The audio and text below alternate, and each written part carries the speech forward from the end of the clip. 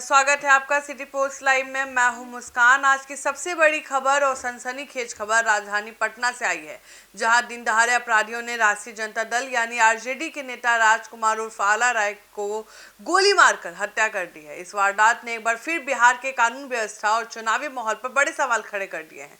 सूत्रों के अनुसार ये घटना पटना के कंकड़बाग थाना क्षेत्र के कॉलेज ऑफ कॉमर्स के पास हुई। जानकारी के मुताबिक राजकुमार राय अपने ड्राइवर के साथ कार से कहीं जा रहे थे, तभी अचानक बाइक पर सवार दो अपराधियों ने ताबड़तोड़ फायरिंग शुरू कर दी। इस फायरिंग में राजकुमार राय को कई गोलियां लगी, उनके मौके पर मौत हो गई। वहीं घटनास्थल से पुलिस को 5 खोखे बरामद हुए। पुलिस तुरंत मौके पर पहुंची और इलाके को घेराबंदी कर छानबीन शुरू कर दी। सीसीटीवी फुटेज खंगाले जाने पर पता चला कि शुरुआत जांच में ही कि 2 अपराधी के शामिल होने की पुष्टि हुई है। हालांकि पुलिस का कहना है कि सभी बिंदुओं पर ध्यान दिया जाएगा, जांच जारी है। अब आपके मन में ये सवाल आ रहा होगा कि ये राजकुमार उर्फ आला राय है कौन। आपको बता दें, राजकुमार राय उर्फ आला राय सिर्फ राजद के स्थानीय नेता ही नहीं थे, बल्कि जमीन कारोबारी के रूप में भी उनका पहचान थी। आपको बता दें कि बताया जा रहा है कि राघोपुर विधानसभा क्षेत्र से चुनाव लड़ने की तैयारी कर रहे थे, लगातार पॉलिटिकल तौर पर एक्टिव थे और इलाके में अपने समर्थकों के बीच राजनीतिक गतिविधियां बढ़ा रहे थे। राघोपुर विधानसभा को लेकर यह भी कहा जाता है कि राजद का मजबूत कर रहा है।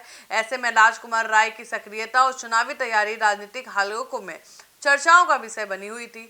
उनकी हत्या का सिर्फ आपराधिक वारदात मानना आसान नहीं होगा, क्योंकि इसके पीछे राजनीतिक एंगल भी हो सकता है। बिहार के राजधानी पटना में अपराधियों का मनोबल किस कदर बढ़ चुका है, इसका अंदाजा इस वारदात से लगाया जा सकता है। दिन दहाड़े राजधानी की सड़कों पर ताबड़तोड़ गोलियां चलाती हैं और एक राजनीतिक नेता की हत्या कर दी जाती है।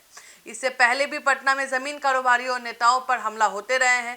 सवाल ये उठता है कि अपराधी बेखौफ हो चुके हैं, क्या पुलिस प्रशासन की पकड़ कमजोर पड़ गई है।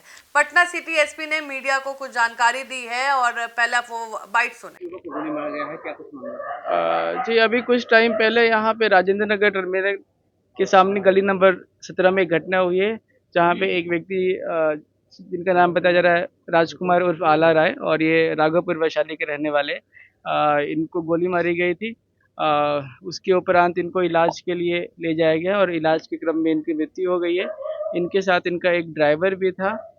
उससे भी अभी हम पूछताछ करेंगे। हमारी पुलिस की टीम यहाँ पे आ चुकी है, एसपी साहब आ चुके हैं और एफएसएल को भी हम बुला रहे हैं, और आसपास के जो आई विटनेसेस है उनका भी स्टेटमेंट लिया गया है। साथ ही साथ जो भी इस इलाके में आसपास कैमरास लगे हुए, सारे के सारे कैमरास भी हम खंगाल रहे हैं।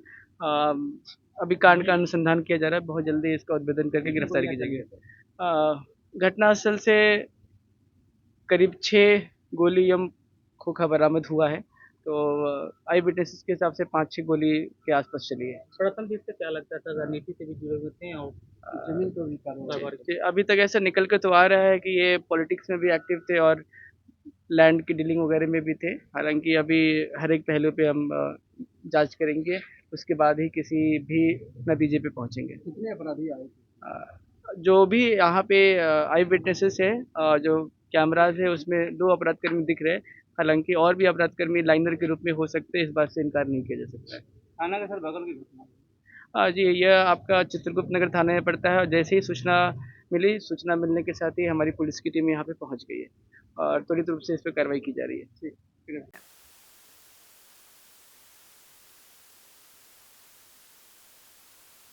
नीचे करो, ये तो वो लोग सुन ही लेगा। नीचे करो, रोको।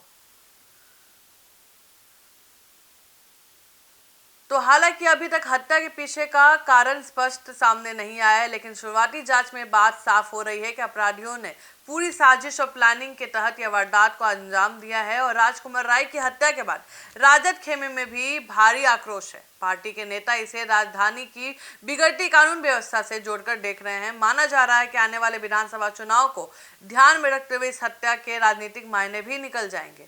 अब देखने वाली बात है कि राघोपुर सीट से तैयारी कर रहे राजकुमार राय की मौत ने वहां की सियासत को एक झटका दे दिया है, और ये सवाल भी उठ रहा है, क्या उनकी बढ़ती लोकप्रियता और राजनीतिक सक्रियता इस वारदात की वजह बनी। कुल मिलाकर राजधानी पटना में इस वारदात ने सुरक्षा व्यवस्था पर कड़े सवाल खड़े कर दिए हैं। अब देखना है कि अब पुलिस जांच कर क्या निकालती है। सीसीटीवी फुटेज भी अब खंगाले जा रहे हैं। फिलहाल इस खबर में इतना ही। आगे की खबरों के लिए बने रहे हमारे साथ। तब तक के लिए धन्यवाद। हैं।